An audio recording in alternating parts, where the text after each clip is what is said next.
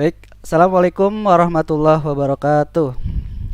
Waalaikumsalam Waalaikumsalam warahmatullahi warahmatullahi wabarakatuh. Ya, selamat malam semuanya. Alhamdulillah pada malam hari ini kita masih diberikan kesempatan untuk bertemu bertatap muka secara virtual, ya. Karena sedang pandemi, jadi kita Oke. nggak bisa bertemu secara langsung, jadi kita ketemu secara virtual. Walaupun secara virtual seperti ini, saya yakin kita masih merasa dekat ya. Kayak saya dengan beberapa narasumber ini agak grogi ya, walaupun virtual tapi rasanya tuh di depan kita loh ya. Karena beliau-beliau ini masya Allah guru-guru saya gitu kan, guru-guru di kampus, dan ada narasumber juga dari Al Muslim ya. Saya ucapkan terima kasih, nanti saya perkenalkan satu persatu. Baik Bapak dan Ibu sekalian atau kakak-kakak sekalian, mahasiswa, ibu rumah tangga, saya lihat tadi, kemudian ada pekerja bank juga, para guru, eh, saya ucapkan selamat datang di podcast pendidikan. Sebelumnya saya udah pernah beberapa kali bahas pendidikan di podcast saya di YouTube Rian Sahrudin. Cuma mungkin tidak seserius ini ya, tidak seserius ini. Tapi eh, insya Allah ada manfaatnya lah, bisa dilihat nanti di YouTube saya. Nah, Bapak Ibu sekalian, sebelum kita mulai, sering sekali kami ingatkan ya, ketika Zoom berjalan, silakan untuk di-mute agar suara-suara kami, suara narasumber juga terdengar dengan jelas. Di hadapan kita secara virtual sudah ada dua orang hebat. Yang pertama adalah narasumber satu, yaitu Pak Didi Suradi, MPD. Beliau adalah dosen STIT Nusantara, Fakultas Manajemen Pendidikan Islam. Selamat malam Pak Didi. Selamat malam. Ya, Assalamualaikum. Waalaikumsalam warahmatullahi wabarakatuh. Beliau ini akan lebih membahas dari sisi pendidikannya ya, akar-akar pendidikannya lah. Kemudian yang kedua, narasumber kedua, yaitu Pak Ibnu Trianto, MKom. Assalamualaikum Pak Ibnu. Waalaikumsalam. Wah, aman nih. Salam kenal Pak. Salam kenal. Pak Ibnu ini saya baru nggak baru ketemu sebenarnya Pak. Saya pernah ketemu Bapak itu waktu saya ke Al Muslim. Waduh, kapan Pak ya? Saya pernah main ke Ya. Al Muslim waktu itu, mengunjungi Pak Didi, dan saya ingat muka Pak Ibnu. Wah, ini Pak Waduh. Ibnu yang waktu itu Ya. pernah ketemu nih. Jadi Buka agak pasaran Pak. gampang diingat Pak. Jadi Alhamdulillah. nggak mudah dilupakan gitu. Aduh. Iya, jadi selalu menempel di benak saya gitu. Nah, Pak Ibnu Siap, ini sebagai itu ya, kepala humas dan mitra di Yayasan Al Muslim. Saya yakin Amin. di era pandemi ini banyak tantangan yang dihadapi oleh Pak Ibnu ya. Karena selain Alhamdulillah. karena isu-isunya ya banyak lah, dari mulai wali murid, masyarakat, Ya. tentang kejadian-kejadian selama pandemi ini, terutama pembelajaran dan juga sekolah ya. Nah, Pak Ibnu juga backgroundnya yaitu seorang IT juga, jadi saya ingin menggali lebih jauh tentang digitalisasinya ya Pak ya, tentang pendidikan secara digital pada saat hari ini. Nanti kita bisa bantu bicarakan. Oke teman-teman sekalian, saya ingin bertanya nih, kita santai ya Pak ya, formatnya santai, tidak monolog, kita diskusi saja biar bisa ditangkap dengan mudah juga oleh teman-teman. Pak Didi, kira-kira belajar daring ini sampai kapan Pak? Ya, sampai kapan? Iya, sampai kapan kira-kira ini? Iya. Terakhir berapa hari yang lalu kita baru dapat surat edaran dari kementerian yang menyatakan bahwa untuk tahun sekarang ini UN ditiadakan, Oke. dan di situ ada mekanisme bagaimana proses kita meluluskan peserta didik. Di situ juga diceritakan atau dituliskan bagaimana cara atau teknik sekolah melakukan ujian sekolah. Apa artinya ini? Gitu. Kita nggak pernah tahu sampai kapan pembelajaran online, pembelajaran daring ini akan selesai.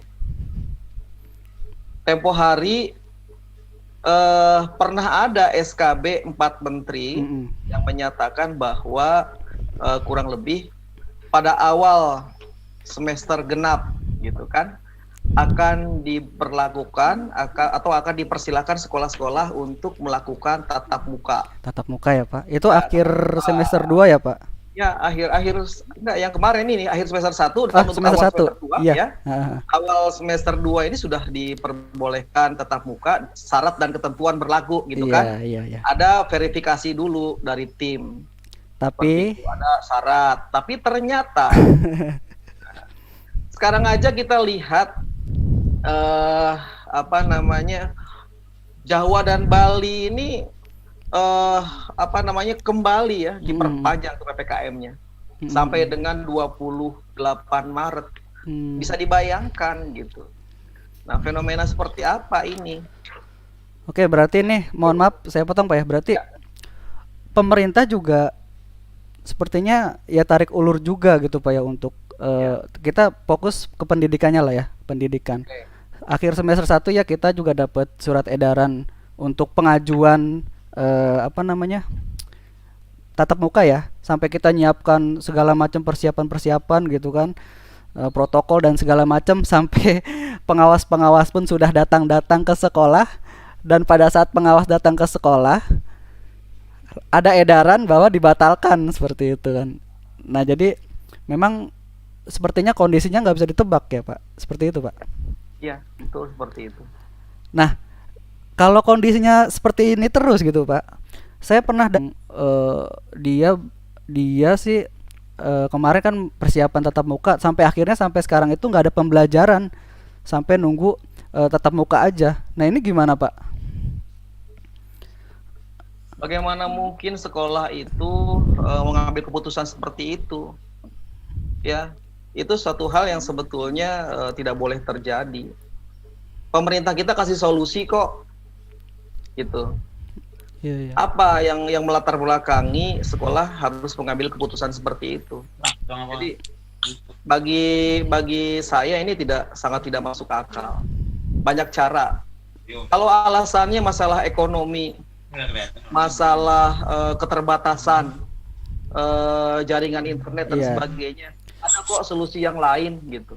Ya, kita nggak pernah tahu sekali lagi sampai kapan pandemik ini akan berakhir, sampai kapan pembelajaran online ini akan kita langsungkan gitu. Kalaupun ada permasalahan-permasalahan, kejenuhan dan sebagainya, itu masalah pola pikir, itu masalah mindset kalau menurut saya. Betul. Oke Pak, sebelum kita ke kejenuhan nih, karena itu topik kita yang menarik ya. Kita mau pembukaannya dulu lah. Saya pengen ke Pak Ibnu nih, menarik sekali. Saya dapat kabar waktu itu ya. Ini sih saya ngambil sampel di Al Muslim ya. Cuma di beberapa sekolah termasuk sekolah kami juga sempat awal-awal pandemi itu wali murid itu seperti kaget, tidak siap. Ya, nah itu gimana? Bisa diceritakan Pak? Ya, ini kaget dari sisi apa nih? Kaget dari sisi pelaksanaannya apa kaget dompetnya? Soalnya ada dua hal. Sebenarnya gini Pak, orang tua mikirnya mungkin gini Pak, karena pembelajaran ini berkurang, ya. Terus kemudian kondisi ekonomi pun mungkin menurun, mereka pikirnya pembelajaran berkurang kok uang SPP tetap full seperti itu kan? Betul. Itu rata-rata semua sekolah seperti itu saya yakin. Betul. Gimana Pak? Betul Pak Rian. Jadi itu yang diawali yang terjadi di awal-awal pandemi gitu ya. Ini terkait dengan masalah finansial kan utamanya. Betul, finansial. Jadi mereka beranggapan karena pandemi kan kita ini full day nih ya, full day school. dari jam 7.4 istilahnya ada Al-Muslim 7.4 ya, masuk jam 7 pulang jam 4 Oh gitu. kan. Ada istilah itu ya? Iya, ya, di Boleh tuh. beberapa senior itu 7.4 gitu. Jadi Al-Muslim 7.4 gitu. Masuk jam 7 pulang jam 4. Oke. Nah, itu salah satu fasilitas di kami adalah makan siang. Oke. Snack makan siang ya. Jadi karena pandemi, maka asumsinya kan berarti kan tidak Tidak ada makan. uang makan. Iya, gitu kan. betul. Logis ya, Pak? Mereka menuntut ibaratnya gitu kan. Nah, ini cukup heboh juga. Jadi ya namanya orang tua dengan kondisi seperti itu gitu kan. Terus ada respon sesaat gitu kan. Nah, yang terpikir adalah gimana caranya menuntut lah dalam tanda kutip ya, menuntut untuk dikembalikan uang makannya. Tapi ya kami sudah melakukan beberapa kali pertemuan lah gitu ya. Kami kan kebijakan juga harus dengan persetujuan pusat gitu kan. Betul. Jadi beberapa perwakilan dari FOM ketemu dengan kami, kemudian kami diskusikan. Nah ini setelah beberapa kali pertemuan ini sampai kan ada tahap 1, tahap 2 segala macam gitu ya. Tapi intinya ada pengurangan lah gitu ya, ada pengurangan SPP. Tapi sekali lagi ini bukan uang makan, jadi harus dibedakan antara pengurangan ini karena adanya tidak ada makan siang gitu kan. Kegiatannya jadi kami menyampaikannya bahwa uang makan ini bukan terpisah ya. Jadi secara nilai itu bukan dipisah rinciannya uang makan berapa gitu ya.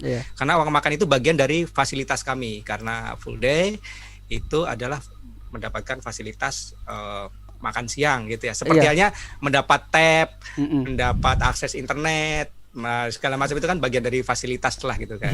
Nah, karena tidak masuk makanya bagian dari pengurangan itu gitu kan. Itu dari sisi keuangan. Oke, Nah, dari kemudian- sisi keuangan ya. Ya, Kalau dari betul. sisi pembelajaran awal-awal rame ya, Pak? Awal-awal betul, tapi gini, alhamdulillah jadi di Al Muslim ini kan kami punya namanya Digi Islamik ya. Digital Islamik ya, Digi Islamik. Digi Islamik. Betul. Oke. Digi Islamik itu kepanjangan dari Digital Islamik gitu. Itu platform end to end yang mengakomodir semua kegiatan mulai dari calon siswa, jadi orang mendaftar gitu ya, sampai kegiatan pembelajaran, ada rapot, ada eskul segala macam, sampai urusan driver dapur dan segala macam lah, sampai alumni gitu ya. Itu dalam satu sistem. Memang bertahap. Nah, ini sudah dirancang 1 tahun sebelum pandemi. Jadi kami sudah merancang itu. Nah, kebetulan kalau ngambil imbaknya, ini pandemi ini sebenarnya mempercepat. Jadi harusnya di 1920 lah gitu ya, harusnya baru mulai, tapi karena ada pandemi akhirnya dipercepat. Dimajukan. Nah, pada saat awal ini khususnya bagi guru itu kami sudah mengadakan berbagai macam pelatihan gitu ya. Sudah ada pelatihan digital, sehingga ketika ada pandemi itu secara secara SDM ya tidak mulainya dari 0 gitu loh. Mulainya ya kalau start misalkan 1 sampai 10 mungkin udah 50 atau 50 plus lah gitu loh, sehingga tidak terlalu kaget gitu dari sisi guru. Nah, mungkin orang tua ini yang justru yang jadi kendala. Tapi gini Pak, saya ingin menarik juga nih. Kalau Al Muslim ya kita udah paham lah, Al Muslim sudah siap gitu kan dari sebelum pandemi dia sudah punya program Digi Islamik. Oke. Betul. Kalau sekolah lain Pak, sekolah lain kan kita paham lah ya, nggak semua melek teknologi, nggak semua guru-guru juga paham dengan digitalisasi. Nah, kira-kira mungkin nggak sih setiap sekolah itu menerapkan model pembelajaran secara digital gitu? Sangat mungkin. Sangat mungkin lah. Sangat mungkin. Jadi di awal di Islamik ini kami di beberapa guru juga ikut beberapa komunitas gitu ya. Jadi ada komunitas guru namanya dulu tuh VCT ya, Virtual Coordinator Training gitu ya. Nah di situ itu sebenarnya sebelum pandemi pun itu sudah melakukan berbagai pelatihan. Jadi mengajarin penggunaan teknologi lah gitu, yang sederhana aja gitu kan. Dulu itu sebelum Zoom segala macam itu yang terkenal namanya Webex gitu ya. Ya, Webex. Ya, itu Cisco ya? Betul, Cisco Webex. Itu adalah salah satu tools untuk meeting gitu ya, net meeting yang virtual itu yang cukup terkenal, powerful gitu ya. Nah ini apa namanya yang digunakan untuk media ini kan disupport oleh Syamil Simolek gitu ya. Ini saya lihat sih komunitas itu bahkan sekolah-sekolah seluruh pelosok tanah air tuh visit itu cukup bagus sih bagi saya.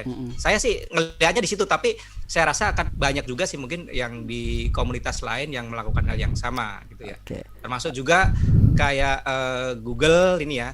Google kan ada G Suite ya, Google Meet, G Suite lah khususnya itu. Itu sebenarnya kami juga udah meriset 4 tahun yang lalu mungkin ya itu. Tapi waktu itu memang belum ada kebutuhan, jadi sepertinya belum ada desakan ya, Pak. Dan ternyata kedepannya berkembangnya cukup bagus. Berarti nggak terlambat juga, Pak, kalau misalnya sekolah lain tuh memulai belajar untuk digitalisasi. Oke. Saya rasa tidak terlambat, justru harus sesegera mungkin. Seperti yang disampaikan Pak Didi tadi kan, kalau misalkan sekarang ini menunggu tatap muka, kalau namanya menunggu kan kalau datang gitu ya. Iya, kalau nggak datang yang ditunggu zong gitu nanti kan. Betul. Sedangkan persiapannya belum ada gitu kan. Dan saya rasa tidak harus mendevelop sendiri. Sekarang kan banyak ya tools lain yang bisa digunakan, yang mulai dari yang gratis sampai yang berbayar lah gitu kan. Dan saya rasa perusahaan-perusahaan besar seperti Google, Microsoft itu kan sebenarnya sudah menyediakan platform-platform itu gitu. Betul. Kan. Ya, makasih Pak Ibnu. Jadi nggak ada kata terlambat ya untuk memulai, karena di sekolah tempat saya ngajar juga banyak yang baru-baru belajar gitu. Bahkan gini Pak, yang jadi kendala tuh kalau yang muda-muda it's okay lah ya, yang muda-muda. Cuma kendalanya mungkin yang sudah agak berumur itu emang agak lambat, tapi ya mau nggak mau harus tetap belajar ya. Saya rasa bukan di umur Pak faktornya. Kalau di umur saya kurang setuju. Oh gitu. Betul, karena umur itu kan hanya usia gitu kan ya. Mungkin lebih ke mindset. Mungkin kalau Bapak lihat di kiri kanan banyak yang usia kolonial ya, bukan milenial. Ini istilah baru. Mindsetnya justru yang milenial gitu kan. Artinya mengikuti perkembangan zaman ya. Kembali lagi ke literasi sih. Selama literasinya bagus ya, dia terus belajar mengikuti perkembangan. Saya rasa mau secanggih apapun tetap bisa ngikutin sih. Gitu. Jadi bukan karena umur gitu. Iya. Jadi makin belajar malah makin nggak ngerti gitu. Nah, betul. Makin banyak yang pengen tahu gitu. Pengen tahu ya Pak. Pak Didi, saya ingin ke Pak Didi nih. Ya. Kita kan Indonesia, pendidikan Indonesia ya, sudah ingin sebenarnya dari tahun-tahun lalu itu mendekati pembelajaran digital ya Pak. Nah, dengan adanya pandemi ini kita seperti dipaksa atau terpaksa gitu ya Pak ya. Bener seperti itu Pak ya? Ya. Itu jadi tantangan atau jadi peluang juga bisa mungkin ya? Ya betul, bisa dilihat dari berbagai macam sudut pandang. Jadi kalau tadi pertanyaannya apakah sekolah selain sekolah yang sama seperti Al Muslim ini bisa melakukan pembelajaran digital, jawabannya pasti bisa, tapi dengan tingkatan yang berbeda gitu ya. Jadi saya sih yakin orang Indonesia itu pinter-pinter kok, malah lebih canggih. Anda tahu WhatsApp? Sekarang WhatsApp itu sebuah aplikasi, sebuah platform yang bukan didesain untuk pembelajaran. Iya kan? Betul Pak, betul. Setuju saya. Tapi kenapa orang Indonesia dengan kehebatannya bisa menggunakan WhatsApp untuk untuk proses pembelajaran? Itu orang Indonesia itu udah kreatif itu. Udah hebat. Mungkin diketawain sama orang-orang yang di negara maju itu. Belajar kok pakai WhatsApp gitu. Emang WhatsApp buat apa gitu? Karena mungkin biasanya WhatsApp doang, Pak. Ya, makanya tadi saya bilang pembelajarannya dengan berbagai macam tingkatan. Cuma Indonesia ini kan harus bergerak maju. Bagaimanapun kita harus menyadari kita sekarang berada di zaman apa gitu. Ya. Orang-orang yang usianya sudah di atas 40 tahun, tentunya bukan milenial lagi, ya. Itu konsekuensi logis dari seorang guru ya harus mengikuti perkembangan. Kan kita diajarkan, didiklah anak didikmu, murid-muridmu sesuai dengan zamannya. Betul. Itu konsekuensi logis. guru harus berubah gitu. Nggak mungkin mempersiapkan generasi yang akan datang itu dengan pola pembelajaran masa lalu. Nggak bisa. Jadi paradigma kita mengajar itu adalah mempersiapkan generasi yang akan hidup di masa yang akan datang. Gitu. Jadi ngajar itu sekarang ini bukan memberitahu siswa, tapi memfasilitasi peserta didik agar mereka mencari tahu sendiri. Gitu. Sekolah sekelas Al-Muslim saja belum canggih-canggih amat kok digitalisasinya gitu, kata orang yang levelnya di atas Al-Muslim gitu kan. Kayak Coba. BSI gitu Pak ya. Ya saya nggak tahu, saya nggak mau bagaimana gitu kan. Itu relatif gitu. Dan tergantung kebutuhan kita. Ya. Jadi saya ingin memperkenalkan sebuah konsep yang namanya blended learning. Ya, mungkin kalau kita sekarang sebagai mahasiswa, sebagai guru, kita akan tahu apa itu blended learning. Tetapi definisi blended learning orang Indonesia dengan blended learning dari negara asalnya itu berbeda. Orang Indonesia bilang yang disebut blended learning itu adalah kombinasi pembelajaran daring dan di luar daring atau luring. Tetapi sebetulnya pembelajaran blended itu adalah pembelajaran yang mengkombinasikan keterampilan manusia dengan teknologi. Gitu. Ini menarik nih Pak. Saya sepemahaman saya juga ya, blended learning itu kombinasi antara luring dan daring. Ternyata bukan ya, ternyata antara teknologi dan manusianya. Seperti itu Pak. Ya definisi pertama itu nggak salah juga gitu. Tetapi konsep blended learning ini di negara-negara maju, di Amerika dan di Eropa gitu kan, sebagian di negara Asia seperti Jepang, Singapura, itu mungkin bukan barang baru lagi. Kalau sekarang kita bilang belajar digital itu menyajikan video ke anak-anak gitu. Itu bukan sesuatu yang canggih buat mereka. Kenapa? Karena video itu satu arah gitu. Betul. Pembelajarannya pasif. Pembelajaran yang harus kita lakukan buat anak zaman sekarang itu pembelajaran yang interaktif, pembelajaran yang anak melakukan sendiri. Loh, kalau mereka suruh nonton video dan kita anggap itu digital, keren, nggak keren kayak gitu itu. Pasif itu pembelajarannya. Kayak gitu. Jadi kita nih masih harus belajar banyak gitu. Tapi sekali lagi, Indonesia ini nggak boleh gini-gini aja. Indonesia itu harus maju gitu. Ya, pandemik ini harus menjadi daya dorong kita nih, daya ungkit buat kita untuk berubah. Gitu. Oke. Saya pernah dapat statement juga nih dari Pak Didi, beberapa pembelajaran kembali menggunakan metode pembelajaran sebelum ada pandemi ini. Gitu Pak ya? Itu maksudnya seperti apa Pak? Maksudnya gini. Ini terus terang, ini amanat dari bosnya Pak Ibnu nih, bahwa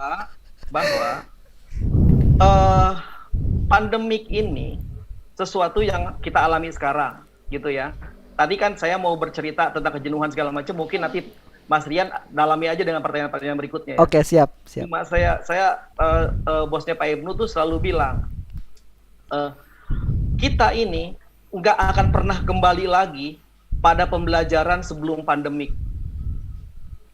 Kalau pembelajaran sebelum pandemik, kita ini benar-benar traditional learning, gitu. Penggunaan teknologi kita itu, ya, minimalis banget. Sebelum pandemik, guru-guru memarahi siswa ketika dia bawa handphone atau tablet atau laptop ke sekolah. Bahkan diambil ya Pak? Iya. Itu dianggap racun, gitu. Tetapi kondisi pandemik justru mengharuskan anak-anak belajar menggunakan perangkat itu. Dan kalau seandainya saat ini, hari ini sekolah membolehkan tatap muka, barangkali kalau ada anak yang nggak bawa handphone atau tablet atau laptop ke sekolah, malah suruh pulang, malah dihukum. Gitu. Artinya, ngapain kita balik lagi kepada pembelajaran sebelum pandemik? Kita harus lanjut, gitu. Itu maksudnya. Iya iya. Oke Pak. Kita Ini mundur soalnya kalau kita balik lagi kepada kondisi pembelajaran sebelum pandemik. ini saya dapat pertanyaan dari YouTube nih, dari yang menonton di YouTube ada pertanyaan yang eh, nyambung dengan pembicaraan kita barusan sih. Ya. Dari Gawi Bastian, bagaimana cara memberi materi pelajaran untuk siswa yang tidak mampu, Pak, atau tidak mempunyai alat komunikasi atau kurang mampu, bahasa dia seperti itu. Mungkin kan nggak semua anak punya handphone atau tablet gitu. Nah itu solusinya seperti apa kira-kira kalau misalnya itu terjadi di sekolah kita gitu?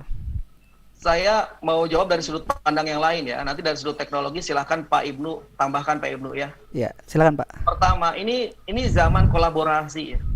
Ini zaman kolaborasi. Jangan biarkan seseorang tidak mampu itu sendirian gitu. Sekolah harus menciptakan suatu komunitas di mana pembelajaran itu berlangsung secara kolaboratif.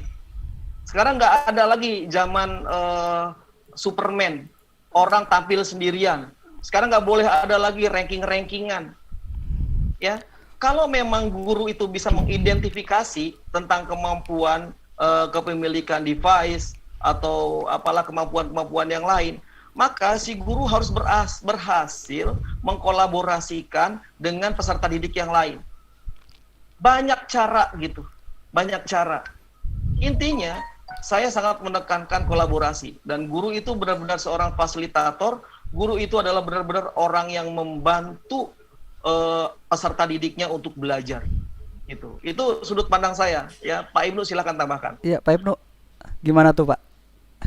Ya, kalau dari sisi tadi yang disinggung kolaborasi, emang kan kalau di keterampilan abad 21 kan salah satunya kolaborasi gitu kan ya. Jadi nggak ada kompetisi Pak ya? Betul. Kolaborasi saling kerjasama gitu kan. Maksudnya saling melengkapi gitu ya. Kalau dari sisi tools sebenarnya sudah amat sangat didukung gitu ya. Contohnya Google gitu ya. Di Google itu kita bisa sharing file di Google Drive misalkan gitu kan. Google Drive itu dari sisi yang storage-nya gitu kan. Kalau dari sisi pekerjaannya, misalnya kita punya dokumen Word, Office kalau di Google itu kan untuk pengolah kata maupun halo, suara saya putus-putus Pak ya? Enggak Pak, lancar-lancar. Oke, kok sorry. Sama mengerjakan pekerjaan yang sama di dokumen yang sama dengan akun yang berbeda-beda gitu ya. Misalkan ada siswa disuruh bikin tugas praktikum, laporan praktikum misalkan gitu kan. Ada 5 bab gitu kan ya.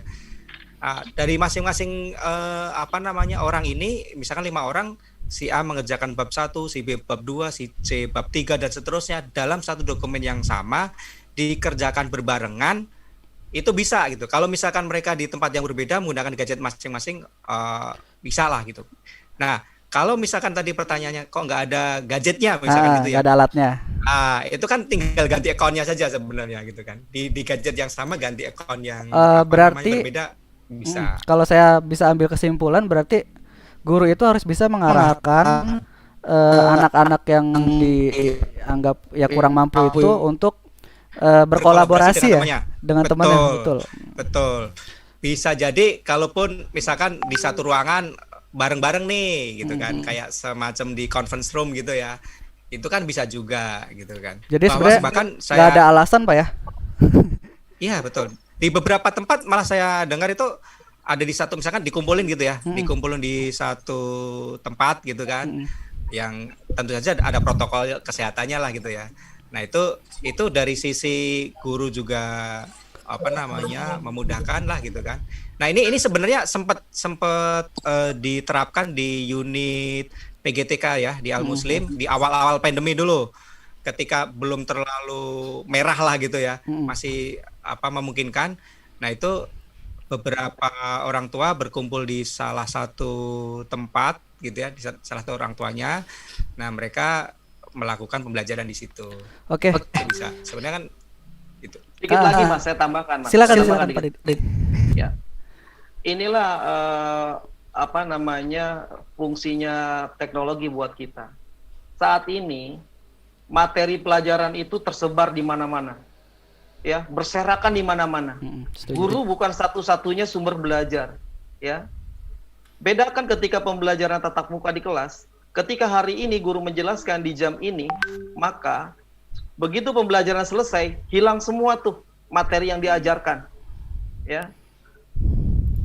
Nah, berbeda dengan digital sebetulnya. Materi digital itu bisa dilihat kapan saja, di mana saja, gitu. Jadi materi digital itu bisa ditonton berulang-ulang, dilihat berulang-ulang. Jika saat ini terkendala device, gitu, maka itu sebetulnya bisa delay, bisa dipinjamkan sama temannya, gitu kan? Ditonton di waktu yang berbeda, itu sangat memungkinkan, gitu. Makanya dalam hal ini guru harus lebih bijaksana kalau menghadapi keterbatasan kayak gini. Jangan main. Nggak saklek ya, Pak? Ya, tugas harus dikumpulkan sekarang juga. Paling lambat tanggal segini. Nggak ada lagi zaman kayak begitu.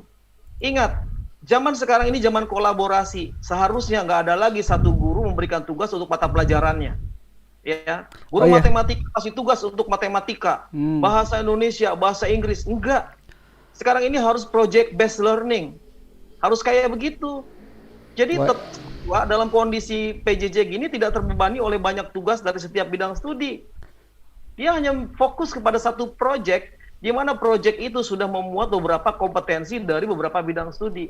Itu sekolah yang bijaksana harus menerapkan konsep kayak begitu. Tapi kayaknya nggak semua guru paham seperti itu, Pak. Masih ya, jauh banget. Nah, pasca podcast ini mudah-mudahan harus ada yang terinspirasi, betul. Inspirasi untuk jalan ke arah situ. Oke, Pak. Ya. Kita lanjut ya ngobrol ya. Silakan. Ini kita udah berjalan hampir 1 tahun ya? Apa udah belum 1 tahun karena Maret mulanya ya. Pembelajaran sudah 2 semester lah ya, 2 semester. Tapi banyak keluhan nih, Pak. Beberapa siswa, orang tua, bahkan guru ya, yang mungkin sudah jenuh lah bahasanya seperti itu. Nah, kita masuk ke pembahasan masalah jenuh ini. Menarik juga soalnya. Sebenarnya apa sih, Pak, yang bikin jenuh? Apakah memang penggunaan device atau digital ini memang membuat kita jenuh, atau karena mindset kita aja ini yang bikin kita jenuh gitu? Lu mau jawab duluan? Boleh, oke. Silakan Pak Ibnu. Kejenuhan itu mungkin lebih utama karena rutinitas. Pertama rutinitas ya. Jadi kegiatan yang dilakukan setiap hari terus menerus sama gitu kan ya. Itu terus gitu kan. Nah, salah satunya mungkin karena kurangnya variasi model atau metode pembelajarannya gitu ya. Terus mungkin juga penggunaan perlu sekali-sekali kalau kita menggunakan beberapa tools gitu ya yang agak menarik, yang ada interaksinya lah gitu ya.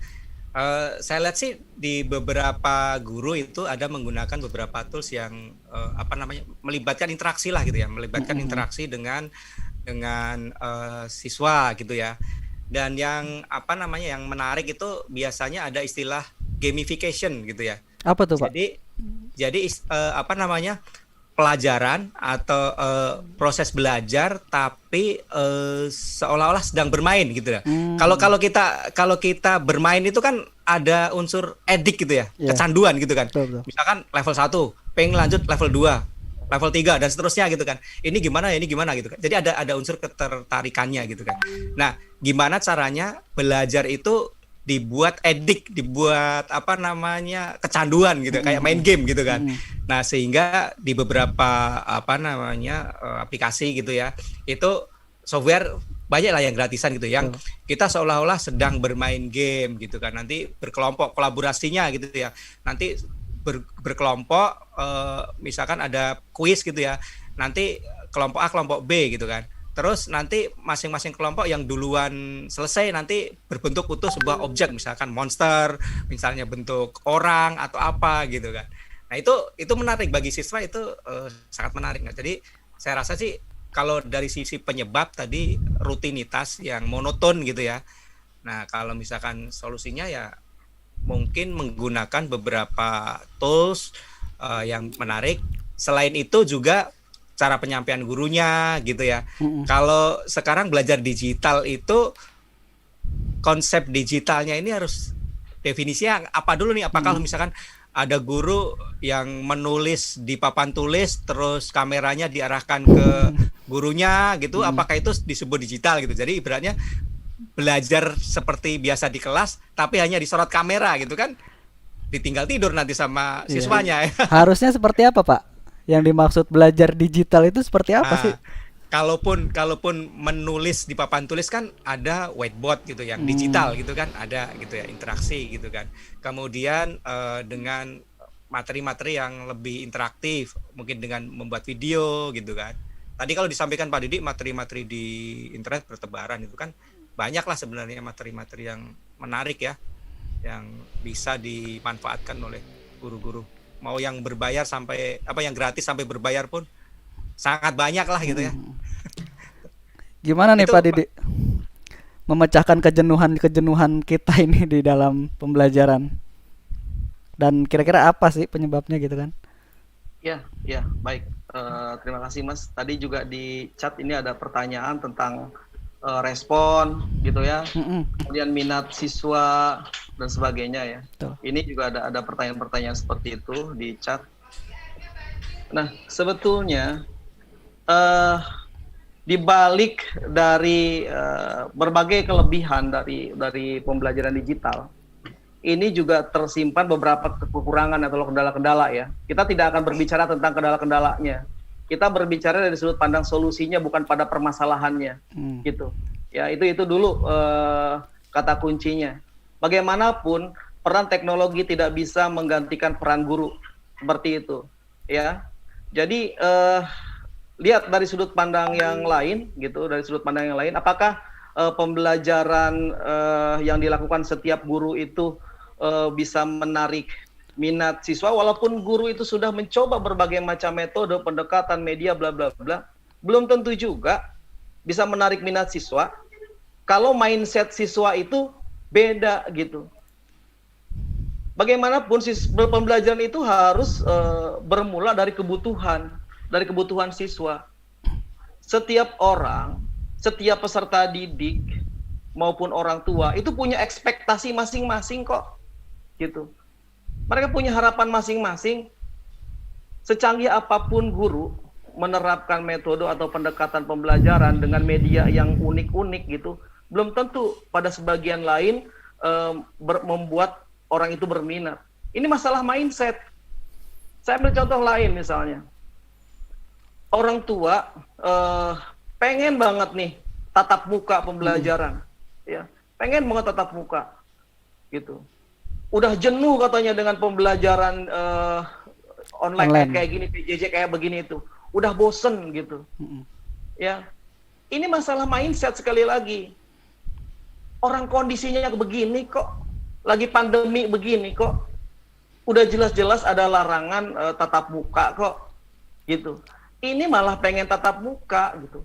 Pada saat kayak gini, kita itu harus mengutamakan kesehatan dan keselamatan, gitu. Maka kita menyadari ada learning loss gitu. Ya, lulusan SD tahun ini sama dengan lulusan SD tahun-tahun sebelumnya. Maka jangan orang tua membandingkan. Dulu kakak kamu ketika lulus SD itu udah bisa begini, bisa begitu. Kamu sekarang bisa apa gitu. Jangan dibandingin gitu. Ini akan terjadi gap education ini dalam 2 atau 3 tahun yang akan datang gitu.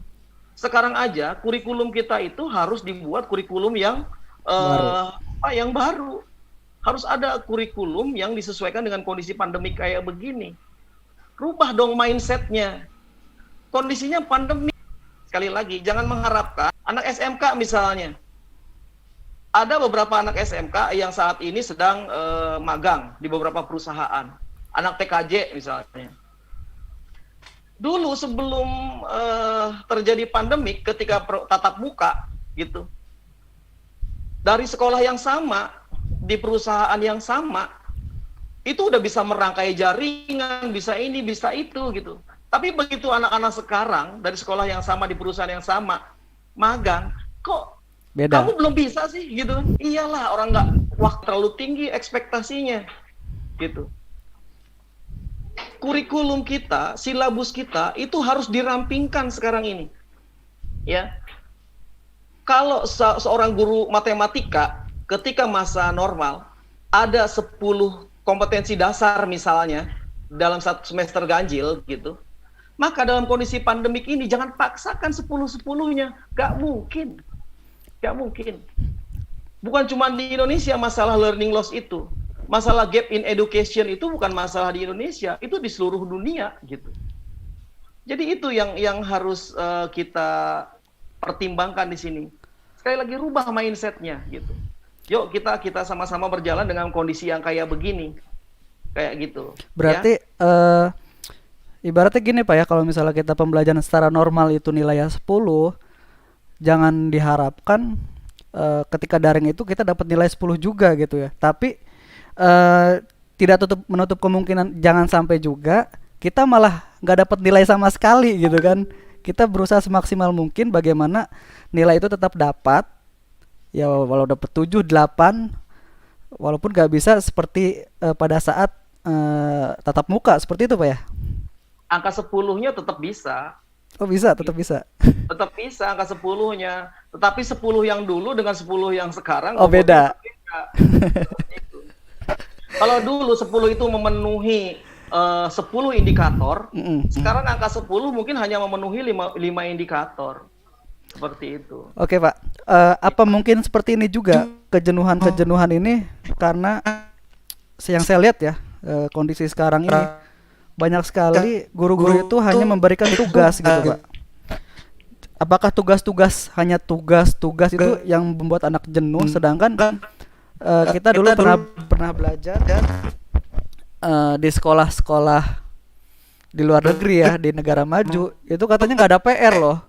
Nah sekarang pas daring ini jadi PR semua gitu. Apa ini jadi penyebab kejenuhan juga gitu kan? Iya, itu salah satunya. Mindset anak-anak kita ini adalah sekolah itu adalah lembaga tugas. Sehingga kita sekolah berarti kita siap mengerjakan tugas. Iya, mohon maaf Pak, sampai saya seperti ini Pak kalau ngajar tuh. Saya ngasih materi ya. Dia tuh kadang saya kasih video, dia mungkin gak nonton, tahu tiba-tiba nanya, Pak tugasnya apa? Padahal tugasnya ada dalam video itu. Jadi anak-anak tuh udah tugasnya apa Pak, sini gitu saya kerjain gitu aja gitu. Sampai anak-anak seperti itu gitu. Ya. Jadi ya guru harus lebih kreatif lah dalam kondisi kayak gini ya. Tugas tetap harus ada, tetapi sekali lagi jangan sampai teacher center kondisi sekarang ini. Siswa harus lebih kreatif ya, mencari tahu, bukan diberitahu sama guru. Mencari seperti tahu. Itu. Ya, seperti itu. Ya, memang saya mau bilang begini. Dalam pembelajaran kondisi kayak begini, di sini di YouTube saya baca. Oh, kalau gitu bukan cuma guru sama peserta didiknya ya yang harus diberi pemahaman. Iya. Orang tua rame juga di YouTube nih. Iya, gitu. Orang di dalam pendidikan itu ada yang namanya triangle ya. Gitu ya. Ada segitiga yang harus saling berkolaborasi, sekolah, siswa dan orang tuanya. Gitu. Pendidikan di sekolah dengan pendidikan di rumah itu harus sinkron. Kayak gitu. Nggak bisa orang tua itu bukan calo gitu. Mohon maaf. Kalau calo itu dia mencari penumpang, begitu penumpangnya sudah masuk di bis, dia pergi cari penumpang yang lain. Itu pendidikan ini harus dijalankan secara bersama-sama antara sekolah dengan di rumah. Orang tuanya juga harus diberikan pemahaman, gitu. Apalagi dalam kondisi kayak begini, ya. Iya, Pak Ibnu, ada tanggapan? Apakah kejenuhan ini karena banyaknya tugas? Kalau bisa tugas ya, jadi gini, kalau saya ini berbicara sebagai orang tua yang mendampingi PJJ ya, misalnya. Jadi dua peran dong Bapak ya nih ya, guru juga orang tua juga ya. Ya. Keluhannya double biasanya tuh. Malah berkurang kalau pas lagi sebagai orang tua.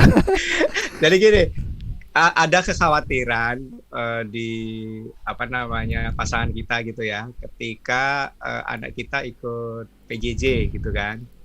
Nah terutama kalau misalkan yang SD kelas atas 45 6 yang sampai atas lah, oke lah, bisa sendirilah gitu ya.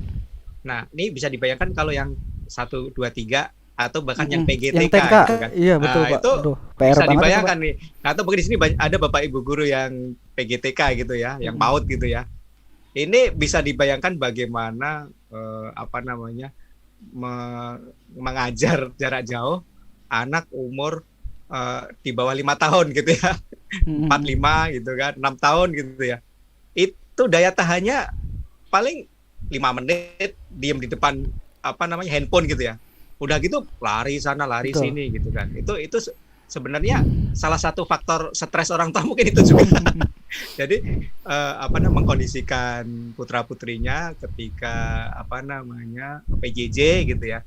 Di satu sisi mengkondisikan anaknya supaya dia mengikutin, di sisi lain mungkin orang tuanya harus bekerja, ditinggal, gimana siapa yang mendampingi. Nah, itu kan permasalahan yang lain lagi. Jadi sangat kompleks gitu ya. kompleks. Nah, yang jenuh bisa jadi bukan hanya siswanya, orang tuanya juga kadang-kadang ada yang menyerah, sampai kan ada yang mem gitu ya.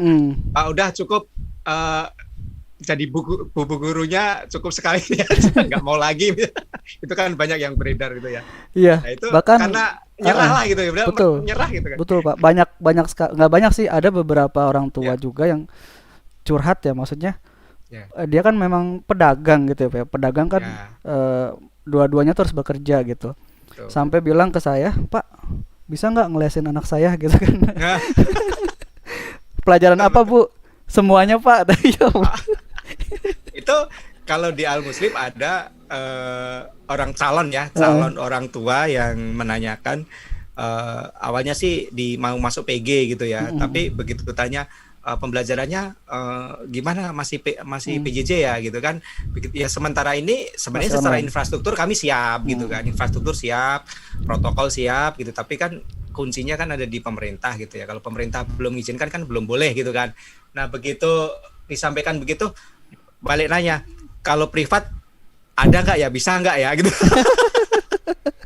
Gimana mau privat, orang gurunya aja udah sibuk seharian, kadang-kadang sampai malam gitu kan. Iya betul Pak, betul. Nah, itu waktunya juga udah kasihan juga lah gitu kan. Nah, itu ya salah satu kendala PR-nya memang di orang tua itu. Okay. Selain yang orang tuanya gaptek juga ya. Nah, itu PR juga Pak, untuk yang gaptek itu emang. Ya, kalah sama anaknya yang itu. milenial. Pinteran anaknya. Betul. Yang pasti begini, pendidikan itu, ini kita masih berbicara tentang tugas itu ya. Iya. Cuman pada aspek olah pikir, bahkan olah kehendak untuk maju, untuk kehendak untuk berkembang, untuk mengerjakan tugas. Pertanyaan di YouTube. Ya, dari tahun-tahun lalu kayaknya Pak ya. Olah karsa gitu. Tapi juga ada emotional quiz. IQ harus sama gitu. Yang kekinian ini kita mengenal IQ. IQ itu apa Pak? Oh, kirain saya barbecue. Sini harus intelijensi aja bisa sukses gitu kan. Ada juga kinestetik. Ininya. Gampang kok, senang matematikanya harus 90 gitu. Jangan paksa anak yang tidak suka olahraganya harus 90. Lihat dia punya keberminatan di mana. Oh, dia punya keberminatan di musikal, kembangkan itu gitu. Jangan dibunuh. Saya pikir seperti itu. Itulah kenapa kita sekarang tidak lagi mengenal sistem ranking kayak dulu. Karena ranking itu cuma olah pikir doang. Kognitif sekolah aja Pak. Boleh. Iya, sekolah nggak boleh begitu. Bahkan sekarang UN juga sudah dihapus kan ya? UN sudah dihapus. Nah, itu sistem penilaiannya berarti saya pernah dengar AKM Pak ya? Nah, asesmen. Iya, kita bicara di era pandemi inilah ya. AKM di era pandemi ini seperti apa Pak? Wah, ini udah ini ya, udah meluas ya diskusi kita ya. Ya. Butuh podcast episode berikutnya berarti ini. Soalnya di YouTube saya lihat banyak juga ini ternyata yang mungkin sedikit curhat juga sih kayaknya dia ini. Ya, betul.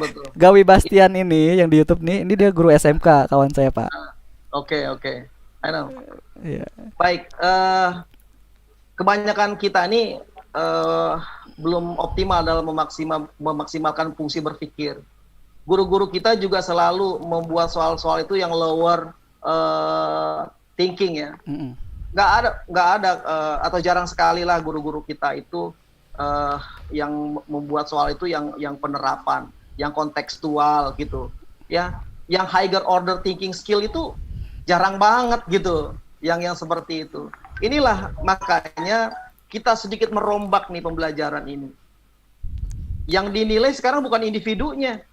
Ya, yang dinilai bukan individu siswanya oleh pemerintah.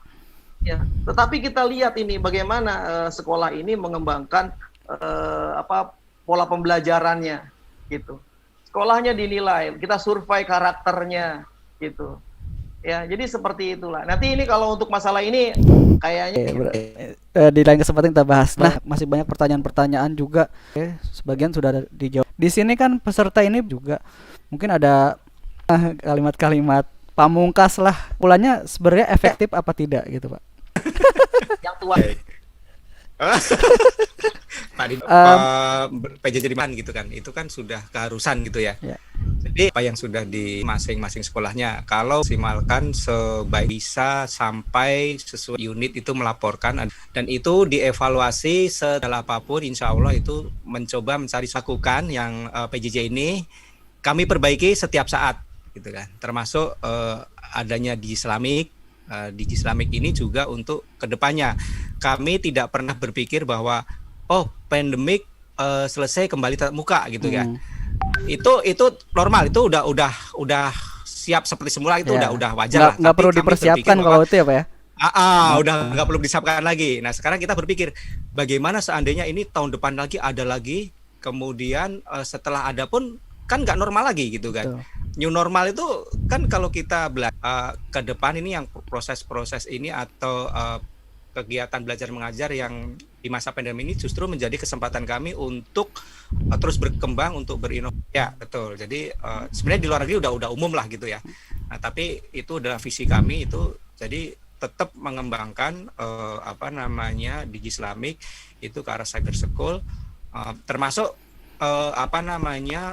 di pimpinan kami itu augmented reality itu arahnya ke sana lah gitu. Semua lah gitu. Jadi itu terhubung dengan backbone PS gitu ya. Jadi insya Allah kalau putus atau apapun insya Allah sih lancar lah. Itu dari sisi kami. Jadi kami tetap optimis menyambut dan menyelenggarakan BJJ ini karena terus continuous improvement. Itu aja sih. Dan bagi sekolah yang sedang mempersiapkan atau ada kendala segala macam tetap semangat, dan itu banyak lah gitu ya, banyak tools dan pasti bisa untuk tetap menyelenggarakan PJJ itu. Iya. Itu aja Pak. Terima kasih Pak Ibnu. Pak Didi mungkin silakan. Baik, buat Bapak Ibu, anak-anakku mahasiswa, rekan-rekan sekalian, beberapa hal yang mau saya sampaikan menghadapi kondisi saat ini. Kalau tadi pertanyaannya seberapa efektifkah? Kalau untuk mengukur efektif tidaknya itu harus diuji karena ketercapaian efektif atau tidaknya harus dibandingkan dengan ketercapaian standar kompetensi lulusannya gitu. Ya, tapi sekali lagi standar kompetensi lulusannya disesuaikan dengan kondisi pandemi ya. Jangan punya SKL yang sama dengan sebelum pandemi karena akan beda kualitas pembelajarannya. Tetap jangan panik, jangan merasa sendirian. Kita berusaha terus lakukan apa yang kita bisa lakukan dalam kondisi seperti ini. Ya, buat orang tua ekspektasinya tolong diturunin gitu. Jangan pengen anaknya sama seperti kakak-kakaknya yang dulu-dulu.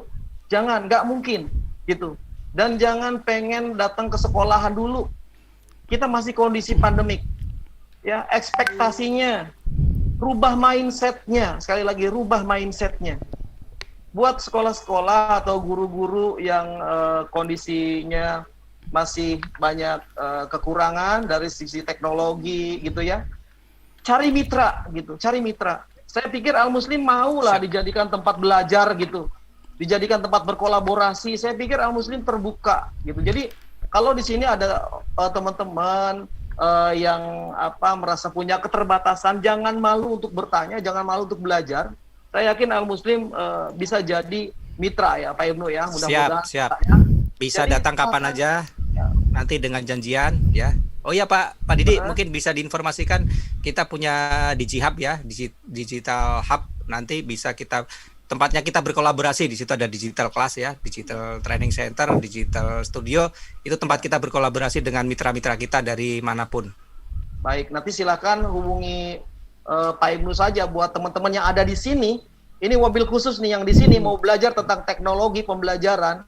Silahkan kita belajar di DigiHub-nya Al Muslim. Hubungi Pak Ibnu, buka kelas aja, buka kelas nggak masalah, nggak masalah. Jadi Pak Ibnu siap menampung tuh, gitu.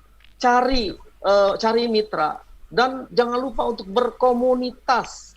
Sekali lagi, zaman sekarang nggak bisa bergerak sendiri, berkomunitas, gitu. Terakhir dari saya, bapak-bapak, ibu-ibu, teman-teman sekalian, teknologi boleh berubah. Zaman boleh berubah, itu tidak bisa kita pungkiri. Tetapi ada satu hal yang tidak akan pernah berubah sampai akhir zaman, yaitu Al-Quran. Kalau pendidikan kita hanya menggantungkan kepada teknologi, kita akan tertinggal terus. Maka pendidikan harus bergantung kepada Al-Quran, bergantung kepada sunnah. Karena itu yang sampai akhir dunia ini tidak akan pernah berubah. Sumber dari segala sumber ilmu pengetahuan itu Al-Quran. Seperti itu saya pikir, Mas Rian. Ya oke, terima kasih. Alhamdulillah sudah 1 jam lebih ya, kita nggak kerasa nih, asik sekali. Sebenarnya masih banyak sekali pertanyaan-pertanyaan ini dari chat, dari YouTube juga, mungkin dari saya juga sebenarnya masih ada pertanyaan-pertanyaan yang belum saya tanyakan. Cuma karena kita nggak bisa lama-lama ya Pak, mohon maaf. Nanti kita bisa lanjut mungkin di podcast-podcast berikutnya. Saya harap juga ini bukan pertemuan pertama dan terakhir juga kita karena menarik banget isunya, akan terus dibahas terus ya untuk perbaikan terus menerus. Terima kasih Pak Didi atas waktunya. Pak Ibnu, terima kasih banyak sudah mengganggu waktu istirahatnya di luar jam kerja. Masya Allah, saya ucapkan terima kasih. Saya ucapkan terima kasih juga kepada Bapak Ibu serta pemirsa sekalian yang di Zoom maupun yang di YouTube. Bapak Ibu guru, Bapak Ibu orang tua, Abi, Umi, Bunda, Ayah. Terima kasih teman-teman mahasiswa juga sudah gabung. Saya ingin menutup podcast hari ini dengan sebuah ungkapan. Saya lupa ini hadis atau pepatah ya. Jadi ketika kita tahu besok itu mau kiamat, kalau kita bisa menanam pohon walaupun besok kiamat gitu, kita tetap menanam pohon ya. Jadi walaupun kondisi seperti ini, bukan berarti kita berputus asa dengan kondisi atau keadaan yang seperti ini, terutama di dunia pendidikan. Kita masih banyak cara untuk melakukan